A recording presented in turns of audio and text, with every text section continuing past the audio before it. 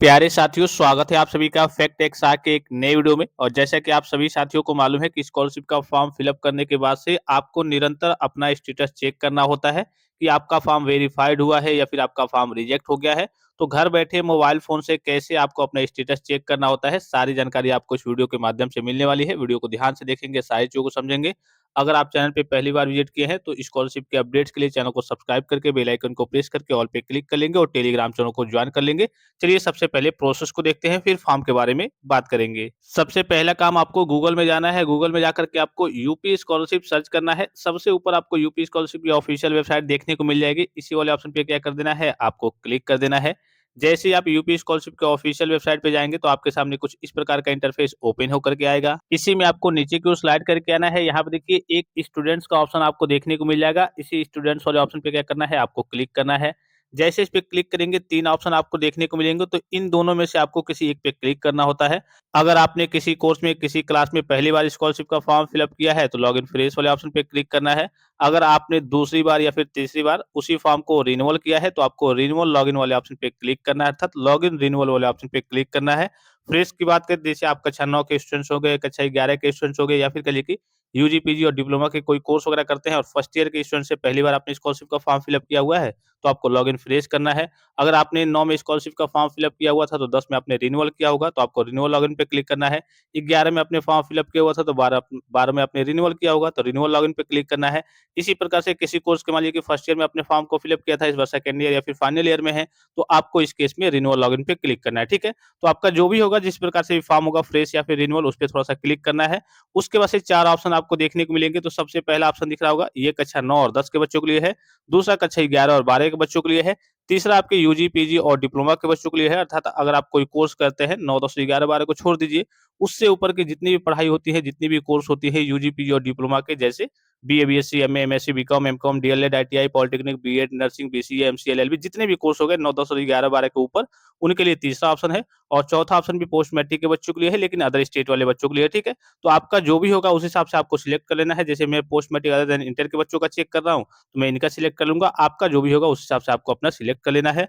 उसके बाद से यहाँ पे आएँगे तो यहाँ पे देखिए आपको अपना रजिस्ट्रेशन नंबर फिलअप करना है। जो स्कॉलरशिप के नंबर ऊपर आपका आवेदन संख्या होता है उसको फिलअप करना है। ऊपर ही होता है आपके कॉर्नर पे, जो आपका प्रिंट आउट निकलता है उसी पे कॉर्नर पे सबसे ऊपर आपका होगा, ठीक है? लेफ्ट साइड में सबसे ऊपर कॉर्नर पे रहता है।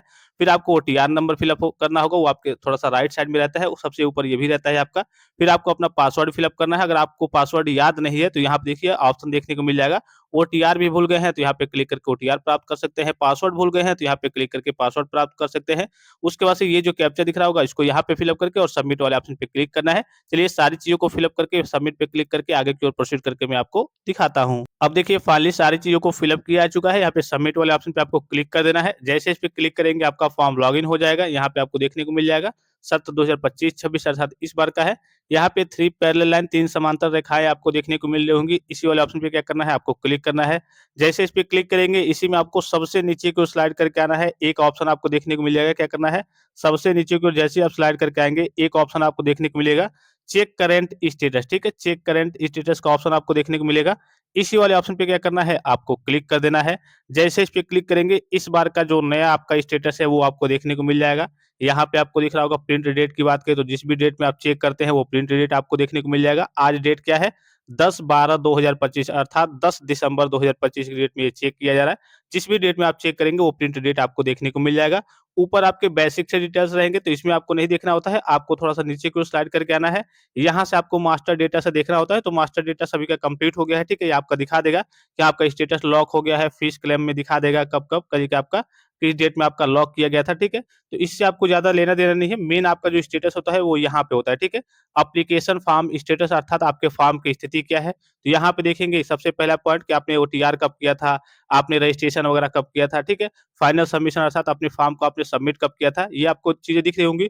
उसके बाद से यहाँ से देखना है, देखिए स्टेटस एट इंस्टीट्यूशन लेवल, यहाँ पे आपको दिख रहा होगा, पहले इंस्टीट्यूट से करिए कि वेरीफाई होगा, उसके बाद से फॉरवर्ड होगा, फिर यूनिवर्सिटी एफिलिएटिंग एजेंसी के द्वारा करिए कि वेरिफिकेशन होगा, फिर आपका करिएगा अगर डेटा में कोई गड़बड़ी होगी तो यहाँ पे दिखा देगा इस वाला ऑप्शन में कि हाँ, आपके डेटा में अर्थात आपके फॉर्म में कोई गड़बड़ी है, अर्थात जब स्क्रूटनी होगा, जाँच होगा तो वहाँ पे यहाँ पे अगर गलती होगी तो यहाँ पे रीज़न आपका मेंशन हो जाएगा।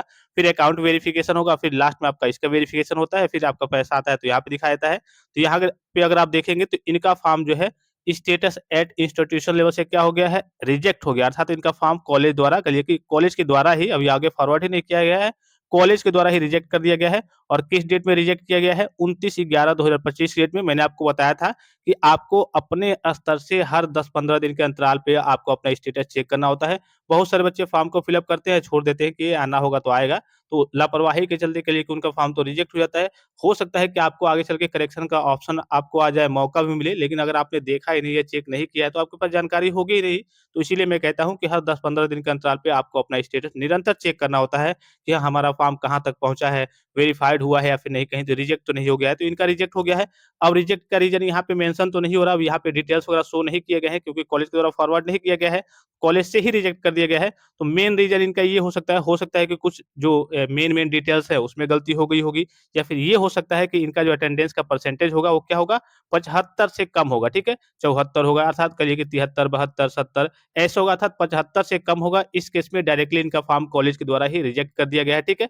अदरवाइज़ देखिए, यहाँ पे कम भी रहता है, अगर अटेंडेंस कम भी रहता है, तब भी कॉलेज वाले क्या करते हैं, आपका ज़रूर यहाँ पे फॉरवर्ड करते हैं, ठीक है? वेरीफाई करके फॉरवर्ड करते हैं। आगे से जाकर के यहाँ से ऑटोमेटिकली रिजेक्ट हो जाएगा। जब आपका अटेंडेंस कम रहता है तो हो सकता है कि कुछ और डॉक्यूमेंट्स में गड़बड़ी होगी, कुछ ज़्यादा कहिए कि बड़ी कहिए कि कोई लापरवाही होगी, या फिर बड़ा कोई डेटा है, अर्थात कहिए कि मिसमैच कर रहा होगा, जिसके चलते इनका फॉर्म क्या कर दिया गया है, कॉलेज लेवल से ही रिजेक्ट कर दिया गया है। अब सॉल्यूशन क्या है कि इनको कॉलेज में बात करना होगा कि हाँ, क्या रीज़न है, किसकी वजह से मेरा फॉर्म कहिए कि रिजेक्ट हुआ है, क्योंकि ये फॉर्म आपका कॉलेज लेवल से रिजेक्ट हुआ है और रीज़न में अभी शो नहीं हो रहा है, ठीक है? तो सभी बच्चे इस तरीके से अपना-अपना स्टेटस चेक करते रहेंगे। निरंतर आपको चेक करते रहना है और देखते रहना है कि हाँ, हमारे फॉर्म की स्थिति क्या है, हमारा फॉर्म वेरिफाइड हुआ है या फिर नहीं। ऐसा तो नहीं है कि हमारा फॉर्म कहीं रिजेक्ट हो गया है, और जिन बच्चों का रिजेक्ट हो गया है कॉलेज लेवल से, एक बार कॉलेज में तत्काल प्रभाव से कॉन्टैक्ट ज़रूर कर लेंगे। वहीं से आपका ऑनलाइन तरीके से आपका कोई ऑप्शन नहीं है, कोई सॉल्यूशन फिलहाल में नहीं है। वहीं से जो भी होना होगा वो आपका होगा। तो फिलहाल इस वीडियो में इतना ही, इजाज़त दीजिए। धन्यवाद। Thanks for watching. मिलते हैं नेक्स्ट वीडियो में।